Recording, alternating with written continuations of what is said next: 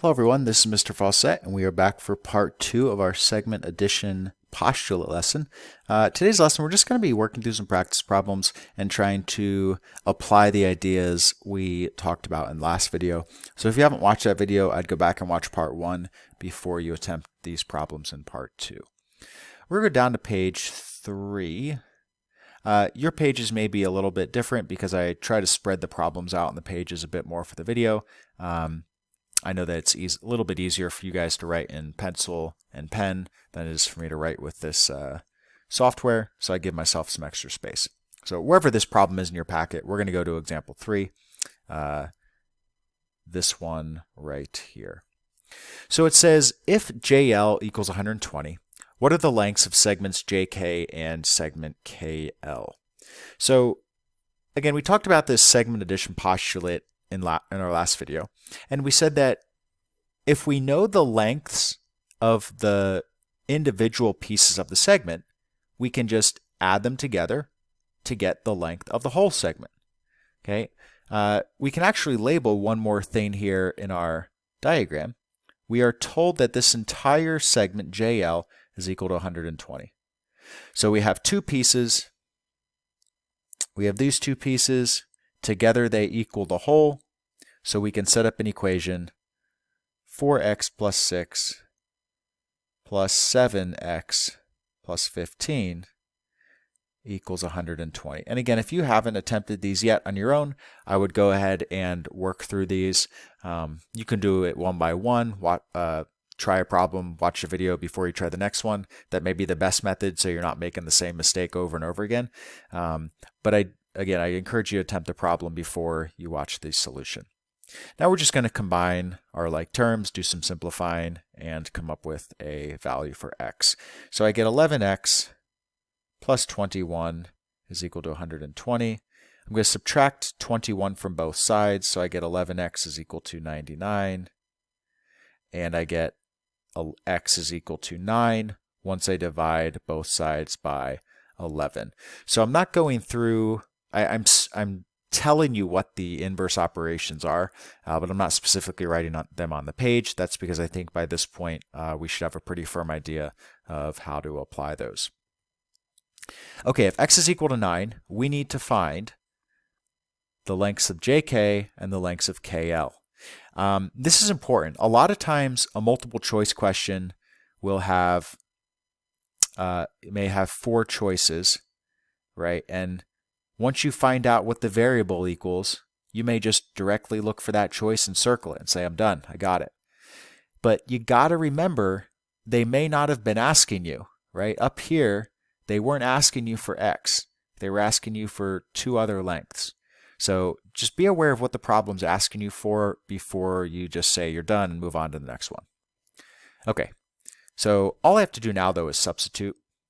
This should be pretty straightforward. JK, that was equal to 4x plus 6, so I get 4 times 9 plus 6, which gives me 42. 36 plus 6 is 42. I'll do the other one down here. KL, that length is equal to 7 times 9 plus 15. Put some equal signs here as well. And that is equal to 63 plus 15, which is equal to 78.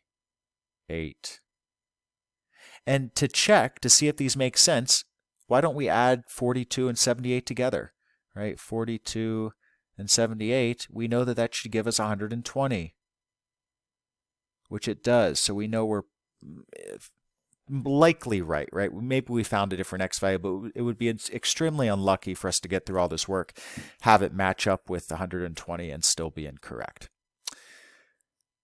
Okay, let's do, we're actually going to skip 4.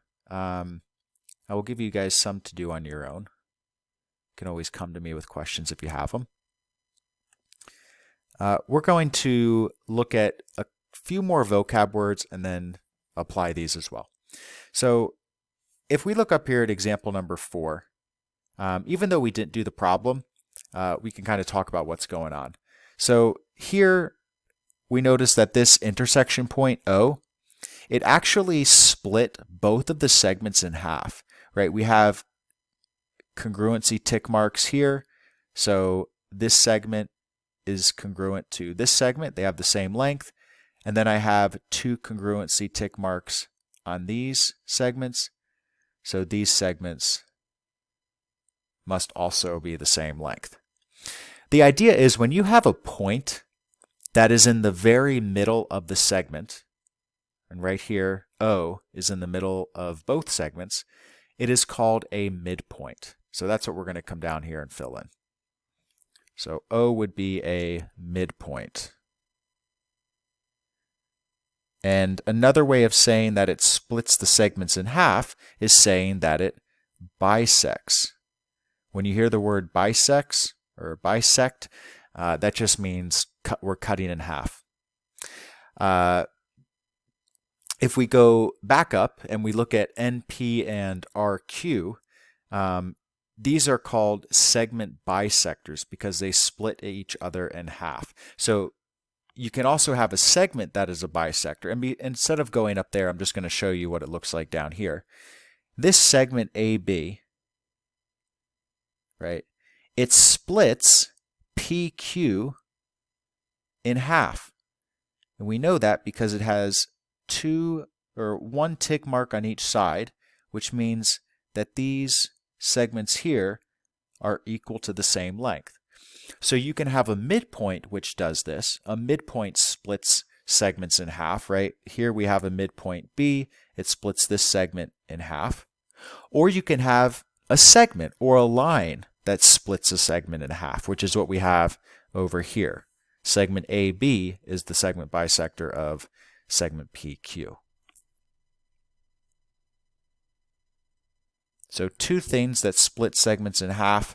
We can have midpoints or we can have segment bisectors. So let's throw some numbers on here. Let's say AB was 5. Well, if B is the midpoint, right, it means the other side is also going to have a length of 5. Same thing over here. If segment AB is the segment bisector and this side is 8, well, the other side is also going to be equal to 8 or have a length of 8. All right, onward to some more problems. Let's see, which one do we want to do? We're actually going to jump down to number 2. Okay, so it says if EB is equal to 4y minus 12, and honestly right away, I would just label that before we go any further. So EB, this entire segment, is equal to 4y minus 12. If you have colored pencils, if you have different colored pens, those can sometimes be super useful in geometry because you may be labeling a bunch of different things, and the different colors for some people, it kind of it's easier to see the differences, right? If I did everything in black, it just doesn't pop out to the eye as much as doing something in pink and then something in green and then something in black and then something in orange. So for some people it helps. For some people they can get away with just using regular pencil or one type of pen. Okay, so we labeled that. We are then told that EB is equal to y plus 17. Well, that's a mistake. Give me 1 second. So I had to fix that. This should be ED. When I was retyping this, I must have typed the wrong thing. So ED is equal to y plus 17. We need to find the value of y. Then we need to find the lengths of EB, DB, and ED. So we're actually not using segment AC at all. What we could say about AC based on the vocab up above is that segment AC bisects segment EB, right? Because segment EB, we have tick marks on ED and DB, which means that segment split directly in half, which makes this segment the bisector, right? So we would call this a segment bisector. Turns out EB is also a bisector because it bisects AC as well. We see 2 tick marks on each side of AC. We're just not using those pieces for this problem. Okay, so let's get going. Let's think about what equations we can set up. Right now, if I wanted to use the segment addition postulate, I would need to know what the length of this segment is right here, right? I know what the entire segment is. I know that it's 4y minus 12, and I know that half of it is y plus 17. So could we figure out what this piece of the segment is, and then we could set up a segment addition postulate problem or equation? Well, we have these tick marks, right? We know that each segment has 1 tick mark on it, which means they have the same length. So this also must be y plus 17. So if I'm going to set up my equation, I have y plus 17 plus y plus 17 is equal to 4y minus 12. Now, some of you are already thinking, Mr. Fawcett, you made it more work than it needs to be. That's true. You could rewrite the equation like this. I'll just do it on the other side. You could have 2 times y plus 17 is equal to 4y minus 12. Both of these are a-okay. They will get you the same answer. I'm going to go back over to the blue because that's where we were at. So I get 2y plus 34 is equal to 4y minus 12. I'm going to add 12 to both sides. So I get 2y plus 46 is equal to 4y. I'm going to subtract 2y from both sides, so I get 46 is equal to 2y. And then if I divide by 2, I get y is equal to 23. So again, it's a necessary thing that we have to find, but it's not our end goal. Our end goal is to find these 3 segment lengths. So if I do EB, that length is equal to 4y minus 12, or 4 times 23 minus 12. And that's going to give me 92 minus 12, which is 80. You can double check the math there if you so choose. Then I'm going to find dB, which is y plus 17, or 23 plus 17, which is equal to 40. And my last one, I have ED, which is the same as dB. No, I don't need these little bars here. So ED, which is equal to 23 plus 17, which is also going to be equal to 40. And again, these two added together should give us the length of the whole segment, which they do. It comes out as 80. All right, let's pick one more problem for today, or for today's video. And let's see.